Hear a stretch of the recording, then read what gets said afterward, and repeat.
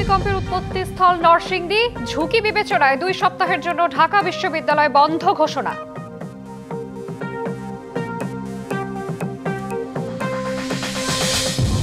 ভূগর্ভে 2টি টেকটনিক প্লেটের সংযোগস্থল হওয়ায় ভূমিকম্পের উৎপত্তিস্থল নরসিংদী, জমা হয়ে আছে আরো বড় শক্তি, মত বিশ্লেষকদের।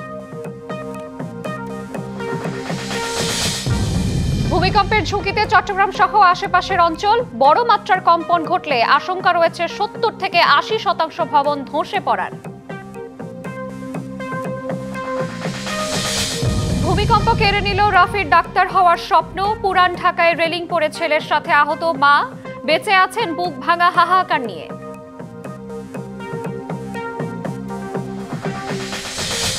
ভুটানের সাথে স্বাস্থ্যসেবা ও প্রযুক্তি খাতে 2টি সমঝোতা স্মারক সই, ঢাকা সফর করছেন দেশটির প্রধানমন্ত্রী।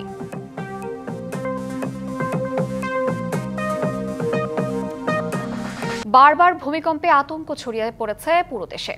বিশেষ করে রাজধানীতে শুক্রবার সকালের পর শনিবারের মৃদু কম্পন এই আতঙ্ক বাড়িয়ে দিয়েছে। শনিবারের কম্পনের রিক্টার স্কেলে মাত্রা ছিল 4.3 আর উৎপত্তিস্থল ছিল নরসিংদী। এদিকে জরুরি পরিস্থিতিতে 15 দিন বন্ধ ঘোষণা করা হয়েছে ঢাকা বিশ্ববিদ্যালয়। শনিবার রাতে নেয়া এই সিদ্ধান্তের প্রতিবাদে নিরাপদ আবাসনের দৃশ্যমান সমাধান সহ 3 দফা দাবিতে বিক্ষোভ করেন শিক্ষার্থীরা। তাদের অভিযোগ, রাতে হঠাৎ করে বিশ্ববিদ্যালয়ে 15 দিন বন্ধ ঘোষণা করা হয়। ডাকসু নেতারা সাধারণ শিক্ষার্থীদের প্রতিনিধি হিসেবে কাজ করছে না অভিযোগ করে তারা বলেন, হুটহাট এই সিদ্ধান্তের নেপথ্যে কাজ করছে তৃতীয় পক্ষ। এর আগে ভূমিকম্প পরবর্তী জরুরি পরিস্থিতিতে ঢাকা বিশ্ববিদ্যালয় 6 ডিসেম্বর পর্যন্ত বন্ধ ঘোষণা করে বিশ্ববিদ্যালয় প্রশাসন। আর রবিবার বিকেল 5টার মধ্যে আবাসিক হলগুলো খালি করতে প্রয়োজনীয় ব্যবস্থা গ্রহণের জন্য অনুরোধ জানানো হয়।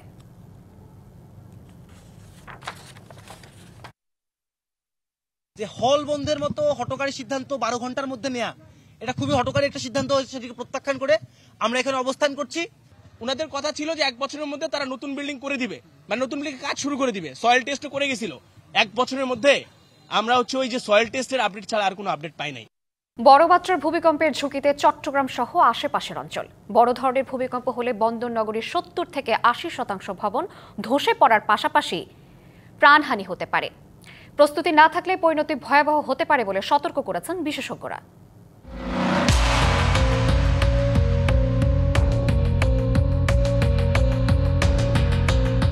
প্রায় 80 লাখ লোকের বসবাস চট্টগ্রাম মহানগরীতে। শহরটিতে বহুতল ভবন 4 লাখের বেশি। এর মধ্যে প্রায় 13,500 ভবনের উচ্চতা 6 থেকে 10 তলা আর প্রায় 500 ভবনের 10 তলারও বেশি উঁচু। তবে অধিকাংশ ভবনেই অনুসরণ করা হয়নি বিল্ডিং কোড। 3টি টেকটনিক প্লেটের সংযোগস্থলের কাছাকাছি অবস্থান চট্টগ্রামের। এছাড়া ভূগর্ভেও মাইনর একটি টেকটনিক প্লট রয়েছে সুপ্ত অবস্থায়। প্লেটগুলোর ধারাবাহিক নাড়াচড়ার কারণে গত 4 বছরে দেশে অন্তত 37টি ভূকম্পন হলেও বড় ক্ষয়ক্ষতি হয়নি। তবে শুক্রবারের 5.7 মাত্রার ভূমিকম্পে ভূস্থাপনায় ফাটল ও হেলে পড়ার পাশাপাশি হতাহতের ঘটনায় চট্টগ্রামে ভবনের নিরাপত্তা প্রশ্নটি আবারও বড় করে উঠেছে। আমাদের যে স্থাপনাগুলো ভূমিকম্প প্রতিরোধী ব্যবস্থা নিয়ে ডিজাইন করা হয় নাই, বিল্ডিং কোড দিয়ে ডিজাইন করা হয় নাই, সেগুলো অ্যাসেসমেন্ট করতে হবে। অ্যাসেসমেন্ট করে সেগুলো শক্তি বৃদ্ধি করার প্রকল্প হাতে নিতে হবে। না হয় কি হবে, ইকোনমিক লস হবে, জাতীয় উন্নয়ন ব্যাহত হবে। বন্দর নগরীতে নিয়ম নীতির তোয়াক্কা না করেই গড়ে উঠেছে বিপুল সংখ্যক বহুতল ভবন। এছাড়া নগরীর প্রায় 75% ভবনেই ঝুঁকিপূর্ণ। 6 থেকে 7 মাত্রা বা 7.5 মাত্রার ভূমিকম্প, এটা তো অনেক বড় স্কেলের একটা ভূমিকম্প। এই স্কেলের ভূমিকম্প হলে 60 থেকে 70% ভবন ক্ষতিগ্রস্ত হবে। তো এমন একটা ক্ষেত্রে তো এখানে ফায়ার ব্রিগেড এককভাবে কোনো কাজ করবে তার সক্ষমতা এখানে জানান দেওয়ার কিছু নেই। ফায়ার সার্ভিস সহ সংশ্লিষ্ট সংস্থাগুলোকে নগরবাসীকে নিয়মিত সতর্ক করার তাগিদ বিশেষজ্ঞদের। ফায়ার সার্ভিস এবং অন্যান্য বাহিনীরও আমাদের সক্ষমতার অভাব রয়েছে। এক্ষেত্রে অবশ্যই সেটা উন্নত করা দরকার, সেটা সমৃদ্ধ করা দরকার। প্রয়োজনীয় ভেহিকেলস, প্রয়োজনীয় ম্যান পাওয়ার, প্রয়োজনীয় ট্রেনিং, এগুলোর ব্যবস্থা আমাদের করতে হবে, সেটা ইমিডিয়েটলি। শীঘ্রই টনক নড়বে কর্তৃপক্ষের, নেবে প্রতিরোধমূলক ব্যবস্থা, এমন আশা নগরবাসীর। মাসুদুল হক, ডিবিসি নিউজ, চট্টগ্রাম। চিকিৎসক হওয়ার পথে রাফির প্রথম প্রফেশনাল পরীক্ষা ছিল রবিবার। তার আগেই সব স্বপ্ন ধূলিসাৎ হয়ে গেল স্যার সলিমুল্লাহ মেডিকেল কলেজের 52 ব্যাচের এই শিক্ষার্থীর। মাকে সঙ্গে নিয়ে মাংস কিনতে গিয়েছিলেন রফিউল ইসলাম, কিন্তু তীব্র ভূমিকম্পে পাশের ভবনের রেলিং পড়ে আহত হন দুজনই। ছেলে চলে গেছে করুণ পরিণতির শিকার হয়ে, মা বেঁচে আছেন সন্তান হারানোর হাহাকার নিয়ে। শুক্রবার ছুটির দিন। অনেকের মতো রাফি ও তার মায়ের ইচ্ছা ছিল দুপুরে মাংস ভাত কিংবা বিরিয়ানি খাওয়ার। সেজন্য মা নুসরাত বেগমের সঙ্গে বেরিয়েছিলেন মাংস কিনতে, কিন্তু কে জানতো সেখানে তাদের জন্য অপেক্ষা করছিল অমোঘ নিয়তি। শুক্রবার সকালে রাজধানীর পুরান ঢাকার বংশালের কসাইটুলিতে একটি ভবনের নিচতলার মাংসের দোকানের সামনে অপেক্ষায় ছিলেন তারা। তখনই ভূমিকম্পে ভবনের রেলিং ভেঙে পড়ে। এ ঘটনায় গুরুতর আহত হন স্যার সলিমুল্লাহ মেডিকেল কলেজের শিক্ষার্থী রাফিউল ইসলাম ও তার মা। হাসপাতালে নেওয়া হলে রাফিকে মৃত ঘোষণা করেন চিকিৎসক। মা নুসরাত এখনও চিকিৎসাধীন। যখন ভূমিকম্প শুরু হচ্ছে তখনই লগে লগে এটা বলা শব্দ হয়েছে, আমরা পিছনে ঘুরেই দেখি তিনজন শেয়ার হয়েছে। সবকিছু রয়েছে আগের মতো, কিন্তু নেই শুধু সবার প্রিয় রাফি। মেডিকেল কলেজের ক্লাসরুম থেকে শুরু করে রিডিং রুম সবই যেন নিস্তব্ধ হয়ে আছে। শূন্যতা অনুভব করছে সকলেই। এমন অকাল মৃত্যু কোনোভাবেই মানতে পারছেন না কেউই। পুরান ঢাকা এবং ঢাকা সাউথের এরিয়াগুলোতে আমরা অনেক ক্ষেত্রে আন্ডার ডেভেলপ দেখছি। আনএক্সপেক্টেডই ছিল, আমরা এটা নিতে পারিনি এই অকাল মৃত্যুটা। বাবা মা অনেক কষ্ট করে এখানে পাঠিয়েছেন ওনাকে, অবশ্যই ওনার অনেক ডেডিকেশন ছিল যে না আমি বড় একজন ডাক্তার হবো, মানুষের সেবা করব, মানুষের পাশে দাঁড়াবো। সেখানে ফার্স্ট হয়েছে বাইদের মোস্ট প্রবাবলি কালকে থেকে শুরু হবে। চিকিৎসক হওয়ার স্বপ্ন বুকে নিয়ে পরপারে পাড়ি জমানো রাফিকে ভুলতে পারছেন না তার সহপাঠীরাও। তো আম্মুর সাথে গেছে, সেখানে দুর্ঘটনা ঘটছে। অথচ কিন্তু আমরা সবচেয়ে রিস্ক জোনে থাকি। এটা হচ্ছে আমাদের সাথে হতে পারতো, কিন্তু আল্লাহ ওকে নিয়ে গেছে। এটা হচ্ছে খুবই দুর্ভাগ্যজনক আমাদের জন্য। আমাদের আগামীকাল থেকে ফাস্টফুড মেডিকেল জীবনের ফাস্টফুড পরীক্ষাটা একটু ক্রিটিক্যাল আমাদের সবার জন্য। এই দুর্ঘটনার কারণে আমরা খুবই শোকাহত। অত্যন্ত মেধাবী ও বিনয়ী ছিলেন রাফি। হলে সিট থাকার পরও থাকতেন মায়ের সাথে। তাকে হারিয়ে আবেগে আপ্লুত কলেজের অধ্যক্ষ। সে অত্যন্ত মেধাবী ছাত্র ছিল, বিনয়ী ছাত্র ছিল। তো আমরা কলেজ প্রশাসনের পক্ষ থেকে পোস্টমর্টেম বিহীন তাকে নিয়ে যাওয়ার ব্যবস্থা করে দেওয়া, বাড়িতে পৌঁছানোর ব্যবস্থা করে দেওয়া, সেগুলো বিষয়ে আমরা সাহায্য করেছি। তার পরিবার একজন মেধাবী ছাত্র হারাইলো, মেধাবী সন্তান হারাইলো। স্যার সলিমুল্লাহ মেডিকেল কলেজ একজন মেধাবী ছাত্রকে হারাইলো এবং জাতীয় একজন ভবিষ্যৎ ডাক্তারকে হারাইলো। নিহত রাফিউল ইসলাম বগুড়া শহরের গুহাইল রোডের সূত্রাপুর এলাকার উসমান গনির ছেলে। শুভ খান, ডিবিসি নিউজ। উৎপাদন মৌসুম শুরু হলেও ন্যায্য মূল্য পাওয়া নিয়ে শঙ্কায় লবণ চাষে আগ্রহ হারাচ্ছেন কক্সবাজারের চাষিরা। অভিযোগ, উৎপাদন খরচ থেকে কম দামে বিক্রি করতে বাধ্য হচ্ছেন তারা। লোকসানের শঙ্কায় মাঠে নামতে সাহস পাচ্ছেন না অনেকেই। যারা প্রস্তুতি নিয়েছেন তাদের মধ্যেও দেখা দিয়েছে উৎকণ্ঠা। ব্যবসায়ীরা বলছেন খাবার লবণ আমদানি ও সিন্ডিকেটের কারণেই তৈরি হয়েছে এই পরিস্থিতি। আবহাওয়ার উপর নির্ভর করে প্রতিবছর অক্টোবর থেকে মে পর্যন্ত চলে লবণ উৎপাদন। গেল মৌসুমে ৬৯,১১১ একর জমিতে লবণ চাষের বিপরীতে লক্ষ্যমাত্রা ছিল ২৬,১০,০০০ মেট্রিক টন, কিন্তু বিরূপ আবহাওয়ায় লক্ষ্যমাত্রা থেকে ৩.৫ লাখ মেট্রিক টন কম উৎপাদন হয়। এরপরও লবণ মজুদ আছে ৩,৪০,০০০ মেট্রিক টন। আর চলতি বছর উৎপাদন লক্ষ্যমাত্রা নির্ধারণ করা হয়েছে ২৭,১৫,০০০ মেট্রিক টন। এরই মধ্যে লবণ উৎপাদনে মাঠে নেমেছেন অনেক চাষি। তবে তারা বলছেন উৎপাদন খরচের তুলনায় কম দামে বিক্রি করতে হচ্ছে লবণ। এতে লোকসানের মুখে তারা। অর্ধেক টাকা উঠাইতে পারবো না। অন্যান্য বছর ছিল ৩০০-র উপরে, এখন এসে আমরা প্রতি মণ লবণ বিক্রি করতেছি ১৬০ থেকে। আগে তো নুনের দর আসছিল ১২-১৩০০ টাকার বস্তা নুন আসছিল, তখন আর ৫০০ টাকার মূল্য পাইলাম। সদরের কাছ থেকে ৫০-৬০ টাকা অগ্রিম টাকা খাই ফেলছি। টাকা আমরা কিভাবে শোধ করবো? ব্যবসায়ীদের অভিযোগ, লবণ আমদানির পাশাপাশি সিন্ডিকেট বাণিজ্যের কারণেই ক্ষতির মুখে দেশের সম্ভাবনাময় এই শিল্প। বাইরের থেকে যে লবণ আমদানি করা হয় তা বন্ধ করে লবণের চাহিদা মিটাতে পারে এরকম লবণ আমরা উৎপাদন করতে পারি। চায়না থেকে কিছু সোডিয়াম সালফেট অবৈধভাবে আসতেছে, যদি সরকার ওইদিকে খেয়াল দেয় সোডিয়াম সালফেটটা যাতে না আসে। আগামী মৌসুমে যদি এই রকম পরিস্থিতি হয়ে থাকে তাহলে চাষিরা এই লবণ মাঠে গিয়ে আর চাষ করবে না। আধুনিক পদ্ধতিতে লবণ চাষ সহ ন্যায্য মূল্য নিশ্চিতে তৎপরতা অব্যাহত থাকার কথা জানালেন বিসিক কর্মকর্তা। যারাই নিয়মিত লবণ নিয়ে আসলে গবেষণা করছি যে কিভাবে আমাদের চাষ পদ্ধতিটা আরো উন্নত করা যায়। আমাদের চাষিদের জন্য কিছু প্রণোদনা বলতে আর্থিক সহায়তার ব্যবস্থা রয়েছে। বিসিকের পক্ষ থেকেও চাষি প্রতি 50,000 টাকা একদম স্বল্প সুদে ঋণের ব্যবস্থা রয়েছে। আর প্রান্তিক চাষিদের সমস্যা ও লবণ শিল্পের সম্ভাবনা নিয়ে নানা উদ্যোগ নেওয়া হচ্ছে বলে জানান শিল্প সচিব। তাদের ন্যায্য মূল্য কিভাবে পাওয়া যায় সেটার জন্য আমাদের একটা পাওয়ার পয়েন্ট প্রেজেন্টেশন হয়েছে এবং বিভিন্ন স্টেক হোল্ডাররা যারা মিলাররা, বিভিন্ন অ্যাসোসিয়েশনের সদস্যরা, তারা বিভিন্ন রকমের সাজেশন দিয়েছে। যেটা করা যৌক্তিক সেটা আমরা করে দেবো ইনশাআল্লাহ। লবণ উৎপাদনের সাথে প্রত্যক্ষ ও পরোক্ষভাবে কক্সবাজারে নির্ভরশীল অন্তত 5 লাখ মানুষ। ন্যায্য মূল্য নিশ্চিত না হলে সংকটে পড়ার শঙ্কায় তারা। DBC news desk. বারবার ভূমিকম্পে আতঙ্ক ছড়িয়ে পড়ছে। এমন পরিস্থিতিতে খোলা মাঠে রাত কাটিয়েছেন ঢাকা পলিটেকনিক ইনস্টিটিউটের ছাত্রাবাসের অনেকে। এই মুহূর্তে সেখানে আছেন আমাদের সহকর্মী অজিত সরকার। সরাসরি চলে যাচ্ছে আমরা তার কাছে। অজিত, কি বলছেন আতঙ্কিত শিক্ষার্থীরা? শ্রাবন্তী, 4 দফা ভূমিকম্পের ফলে আসলে রাজধানীবাসী কিন্তু আতঙ্কিত আছে। তারা রাতে কিন্তু অনেক আতঙ্কে ছিল, ভয়ে ছিল। আর এখানে বিশেষ করে আজকে আমরা যে স্থানে অবস্থান করছি সেটা রাজধানীর ঢাকা পলিটেকনিক ইনস্টিটিউট। সেই ইনস্টিটিউটের রাতে কিন্তু এখানে হল কর্তৃপক্ষ কিন্তু আসলে শিক্ষার্থীদের হল ছাড়ার ঘোষণা দিয়েছেন যে রাতের মধ্যে শিক্ষার্থীরা যেন এখানে হল ছেড়ে দেয়। 4টা হল ছাড়তে বলা হয়েছে। আর শিক্ষার্থীরা রাতে কিন্তু তারা কিন্তু আসলে এখানে রাতে শিক্ষার্থীদের অনেকেই যদিও হল ছেড়ে দিয়েছেন, আর অনেকেই রাতে এখানে ঝুঁকি নিয়েই কিন্তু হলে ছিলেন, হলের গেটে কিংবা রাস্তায় কিংবা অনেকে মসজিদে ছিলেন। তো শিক্ষার্থীরা বলছেন যে আসলে তাদের যে আবাসনের ব্যবস্থা করা না হলে তারা কিন্তু আসলে তাদের পরীক্ষা ক্লাস তারা আসলে বর্জনের কথা আমাদেরকে জানিয়েছেন।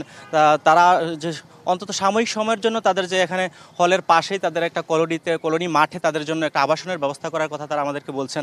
আর এখানে রাতে আসলে বুয়েটের একটা টিম এসে তারা আসলে হল বিশেষ করে আপনার ওই যে 4টা হলের একটা হল আপনার তারা পরীক্ষা করে দেখেছে। হলের যে 4তলা কিন্তু তারা আসলে রেড জোন তারা দিয়ে দেখেছেন, যে হল এখানে অনিরাপদ, এখানে থাকা আসলে ঝুঁকিতে রয়েছে। আর শিক্ষার্থীদের সাথে আমরা আসলে কয়েক দফায় কথা বলেছি।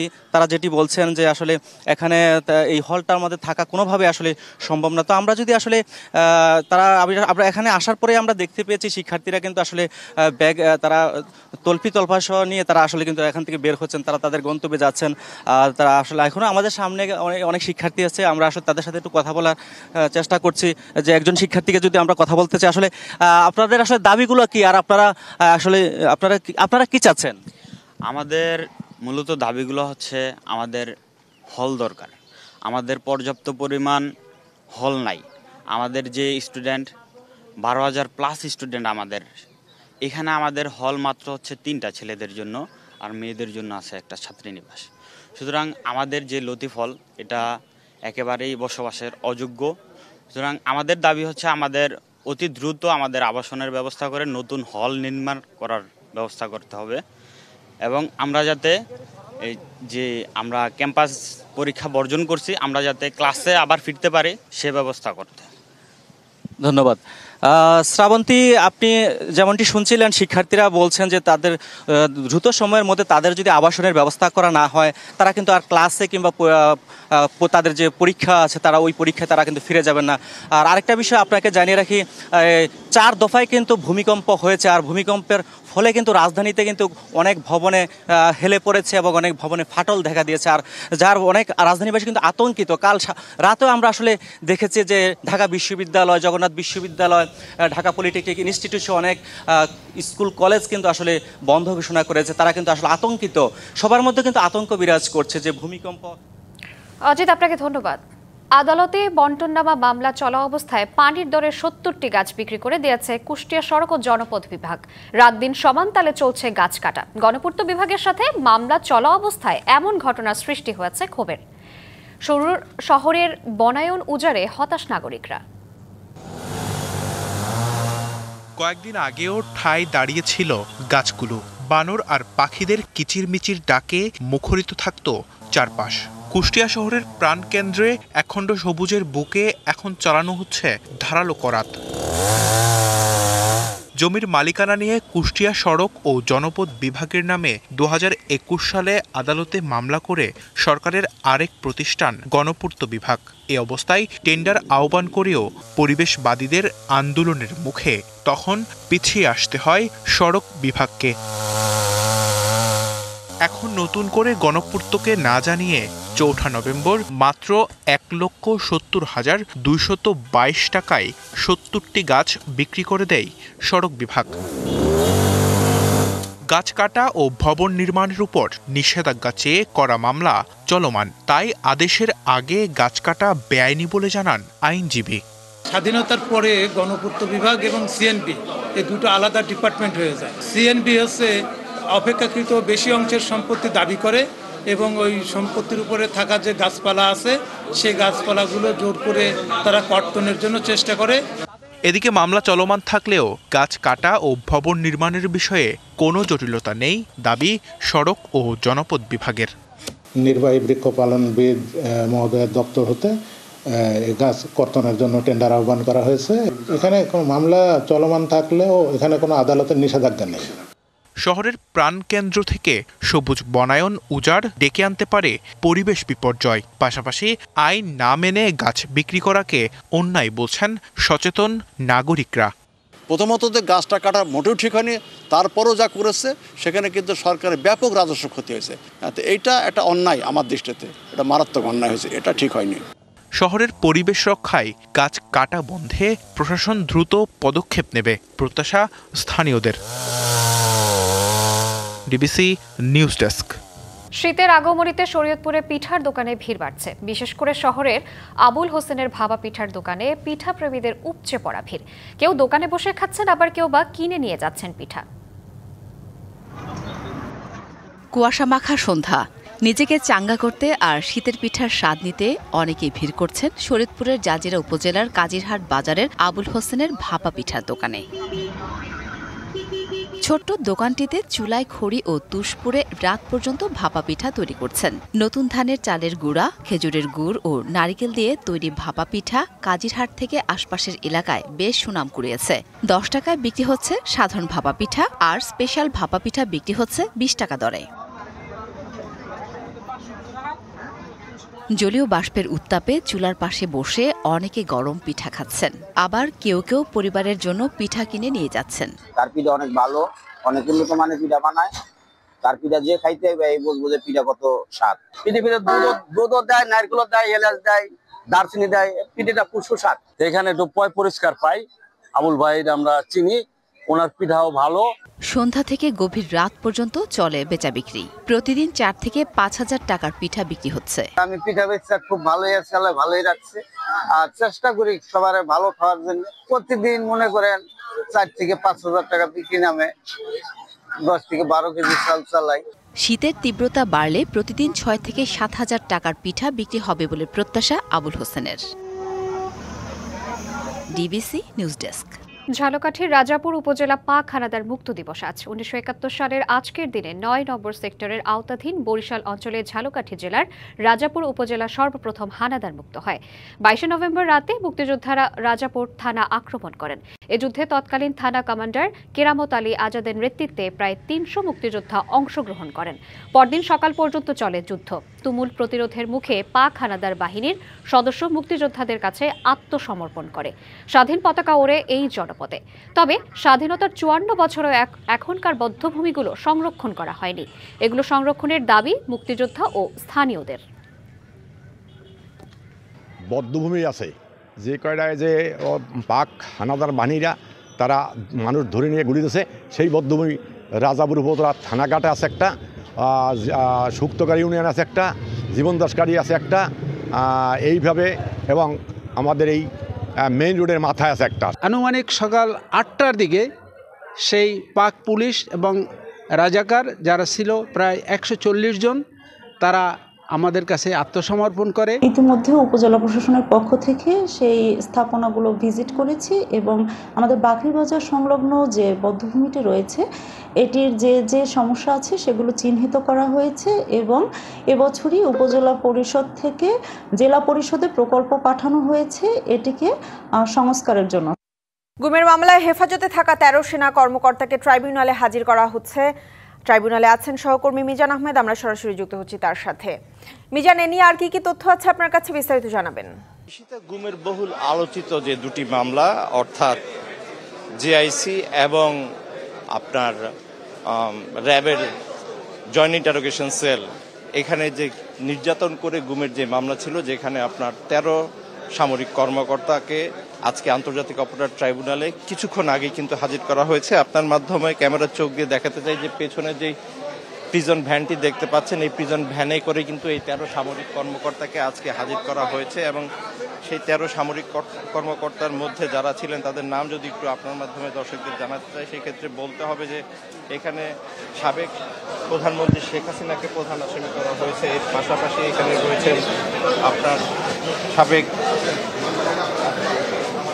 প্রধানমন্ত্রীর যেই নিরাপত্তা উপদেষ্টা তারেক আহমেদ সিদ্দিকী, তিনিও রয়েছেন। এর পাশাপাশি এখানে রয়েছেন আজকে যাদের হাজির করা হয়েছে তাদের নাম যদি একটু বলতে চাই, যে মেজর জেনারেল শেখ সারোয়ার আলম, রয়েছেন ব্রিগেডিয়ার জেনারেল মোহাম্মদ মাহমুদুর রহমান সিদ্দিকী, রয়েছেন ব্রিগেডিয়ার জেনারেল আহমেদ তানভীর মাজহার সিদ্দিকী, রয়েছেন brigadier general Jahangir Alam, brigadier general Tofail Mostaq Sarwar, brigadier general Kamrul Hasan, colonel Anwar Latif Khan, colonel AKM Azad, colonel Abdullah Al Momen, colonel Mashiur Rahman Jewel, lieutenant colonel Sarwar Bin Kashem, lieutenant colonel Saiful Islam Sumon, brigadier general Mohammad Mahbub Anam. এই আলোচিত এই মামলাটির যদি গোড়াপত্তন আপনাকে বলতে চাই, সেক্ষেত্রে বলতে হবে যে শেখ হাসিনার শাসন আমলে আপনার যে আয়নাঘর তৈরি হয়েছিল এবং র্যাবের যে জয়েন্ট ইন্টারোগেশন সেল ছিল, সেখানে যে গুম করে রাজনৈতিক প্রতিপক্ষকে নির্যাতন করা হতো, সেই অভিযোগে যে মামলাটি হয়, সেই মামলার ধারাবাহিকতায়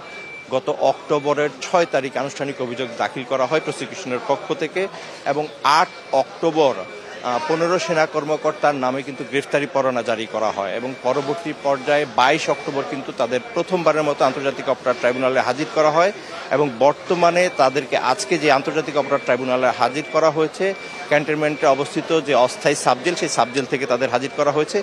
শুনানি শেষে আজকে আবার তাদের সেই সাবজেলে নিয়ে যাওয়া হবে। রাষ্ট্রপক্ষ থেকে জানানো হয়েছে আলোচিত এই মামলায় আজকেও তারা সময় আবেদন করবেন এবং পাশাপাশি আপনার মাধ্যমে জানাতে চাই আজকে 10টি মামলা আন্তর্জাতিক অপরাধ ট্রাইব্যুনালের বিচারাধীন রয়েছে। এর মধ্যে 9টি মামলা হচ্ছে নতুন, অর্থাৎ জুলাই আগস্ট সংশ্লিষ্ট। এর পাশাপাশি হচ্ছে একটি মামলা হচ্ছে পুরনো।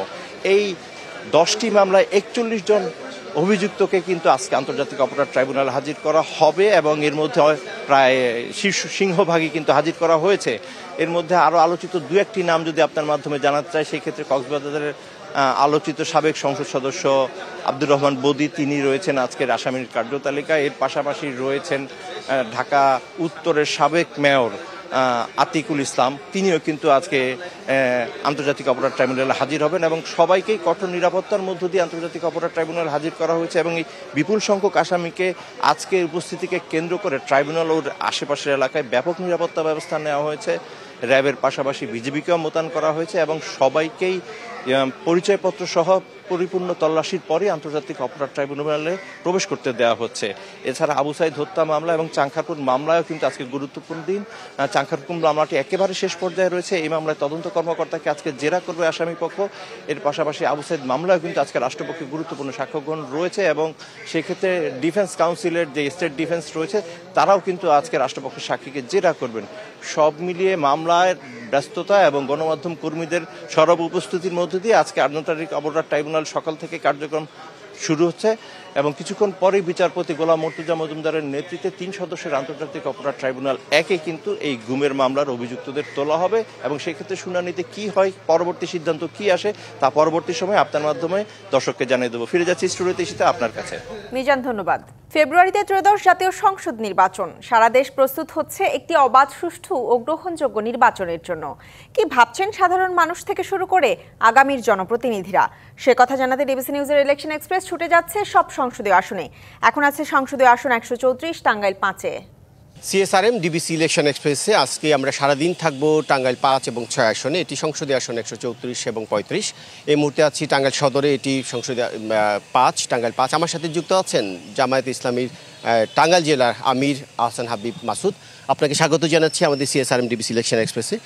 আপনি জানেন যে গত দুদিনে বাংলাদেশে প্রায় 4টি ভূমিকম্প অনুভূত হয়েছে, হতাহতের ঘটনা ঘটেছে, অনেক শিক্ষা প্রতিষ্ঠান বন্ধ রয়েছে। আপনারা নির্বাচনী প্রচারণা চালাচ্ছেন, প্রচারণা চালাতে গিয়ে এবং নির্বাচন অনুষ্ঠানে কোনো শঙ্কিত বোধ করছেন কিনা? না, এটা তো একটা স্বাভাবিক, কারণ বাংলাদেশ যখন একটা বড় ভূমিকম্প প্রবণ এলাকায় পরিণত হচ্ছে, এটা নিউজ আসছে, স্বাভাবিকভাবে সবার মধ্যে কিছুটা ভয় আতঙ্ক এটা কাজ করে। যে কারণে ঢাকা শহরে দেখলাম আমরা বড় বড় প্রতিষ্ঠানগুলিও বন্ধ করে দেওয়া হচ্ছে, স্কুলগুলি প্রতিষ্ঠা দেওয়া হচ্ছে, বন্ধ করে দেওয়া হচ্ছে। স্বাভাবিক, এটা ভূমিকম্পের কারণে কিছুটা তো আতঙ্ক আছেই। আর আমাদের নির্বাচনী কাজে এখনও তেমন প্রভাব আমরা মনে করছি না, তবে আল্লাহর কাছে দোয়া করছি সবসময় যাতে আল্লাহ তাআলা এই বিপদ থেকে আমাদেরকে সবসময় হেফাজত করেন, এটা আমাদের কামনা থাকবে। আর বাংলাদেশে যে অবস্থা ভূমিকম্প প্রবণ হচ্ছে, জাপানও তো ভূমিকম্প প্রবণ একটা দেশ, কিন্তু তারা দেখা যাচ্ছে যে তাদের সমস্ত কিছু ভূমিকম্প সহনীয় যাতে করা যায় সেই ব্যাপারেই তারা সব কিছু করে, কাজ করে। তা আমাদেরও যদি সেটা হয়, আমাদের যদি দুর্নীতিমুক্ত একটা রাষ্ট্র গঠিত হয়, তাহলে আমরা পরিকল্পিতভাবে সব কিছুই করতে পারবো এবং সকল রাষ্ট্রীয় যত সম্পদ আছে এই সম্পদের সকল ব্যবহারটা সঠিকভাবে করতে পারবো। এই কারণে আমরা মনে করি যে দুর্নীতিমুক্ত সমাজ, আমরা যেটা স্বপ্ন দেখছি, আমাদের আমির জামাত যেটা ঘোষণা দিয়েছেন যে দুর্নীতির বিরুদ্ধে আজকে থেকে যুদ্ধ ঘোষণা করা হলো। আমরা দেখছি যে বিভিন্ন রাজনৈতিক দল ইতিমধ্যে সমাবেশ করছে, আপনারা কাজ করছেন, তো কেমন দেখছেন আপনাদের অবস্থান? আমরা তো ভালো, আলহামদুলিল্লাহ ভালো দেখছি এবং দিন যাচ্ছে জনগণের সাপোর্ট বাড়ছে, দিন যাচ্ছে সব জায়গা থেকে কথা উঠছে না এইবার জামাত ইসলামী সরকার গঠন করবে। আমরা যদি জনগণের ভালোবাসা যেভাবে পাচ্ছি এটা আমরা ধরে রাখার চেষ্টা করছি এবং আমাদের কার্যক্রম আরও বাড়াচ্ছি, তো পরিকল্পিতভাবে আরও কার্যক্রম করছি। আমরা আশা করছি যে আমরা ইনশাল্লাহ টাঙ্গাইল 5-এও ভালো রেজাল্ট পাবো এবং টাঙ্গাইলেও ভালো রেজাল্ট পাবো। আমরা এই ভালো রেজাল্টের মাধ্যমেই একটা সরকার গঠন করতে পারবো। আমরা এটা নতুন বাংলাদেশে নতুন রাজনীতি প্রত্যাশা করছি জনগণ, আপনারা কি কতটা প্রস্তুতি নতুন বাংলাদেশে নতুন রাজনৈতিক সংস্কৃতি উপহার দেওয়ার জন্য? আমরা নতুন বাংলাদেশ, এটা আমাদের স্লোগান। আজকেও আপনি দেখবেন ফেসবুক খুললে, সামাজিক যোগাযোগ মাধ্যমে গেলে আমাদের একটা স্লোগান এখন ভেসে উঠতেছে, নতুন বাংলাদেশ গড়ার স্লোগান ভেসে উঠতেছে। আমরা নতুন বাংলাদেশের স্বপ্ন দেখি এবং আমরা বিভিন্ন বক্তব্য দিচ্ছি এবং কালকে পরশুদিনও আমি বিভিন্ন জায়গাতে বক্তব্য দিয়েছি। জনগণ একটা স্বপ্ন দেখা শুরু করেছে যে বাংলাদেশটা কেমন হবে। আপনি নির্বাচিত হলে টাঙ্গাইলের জন্য আপনার কি করার স্বপ্ন আপনার? আমি এই যে টাঙ্গাইল শহরটা দেখতেছেন, টোটালি অগোছালো একটা শহর। বাজার ঘাট, রাস্তাঘাট, স্কুল কলেজ যাই আছে পরিকল্পিতভাবে কোনো কিছু করা হয় নাই, সব কিছু অপরিকল্পিত। এটাকে আমরা একটা ঢেলে সাজাতে চাই।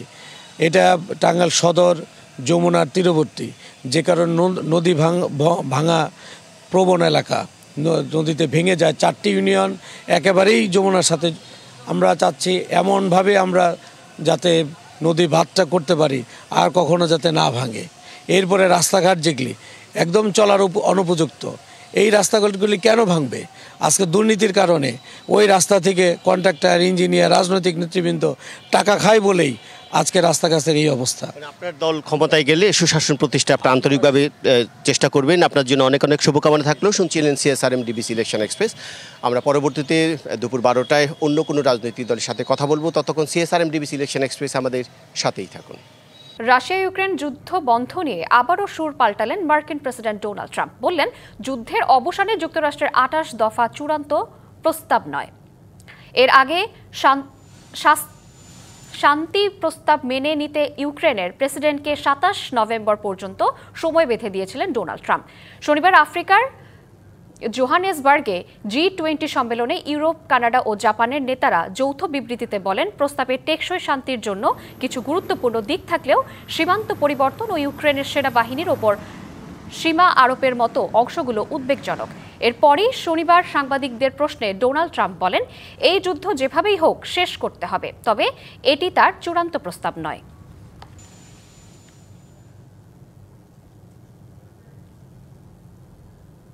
ব্রাজিলের সাবেক প্রেসিডেন্ট জাইর বলসোনারোকে আবারও গ্রেফতার করেছে পুলিশ। সুপ্রিম কোর্ট বলছে তিনি পালানোর চেষ্টা করতে পারেন এমন আশঙ্কা থেকেই তাকে গ্রেফতার করা হয়েছে। ব্রাজিলের রাজধানী ব্রাসিলিয়ার নিজ বাসভবন থেকেই শনিবার ভোরে গ্রেফতার হন দেশের সাবেক প্রেসিডেন্ট জাইর বলসোনারো।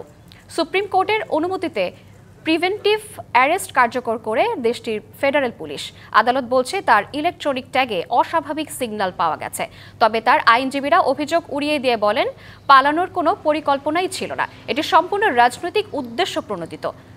বলসোনারোকে অবৈধ রাজনৈতিক অভ্যুত্থান ষড়যন্ত্রের অভিযোগের মামলায় 27 বছর 3 মাসের কারাদণ্ড দেয়া হয়। কয়েকদিন ধরে তিনি জামিনে মুক্ত ছিলেন। তাকে আবার গ্রেফতার করায় নিন্দা জানিয়েছেন মার্কিন প্রেসিডেন্ট ডোনাল্ড ট্রাম্প।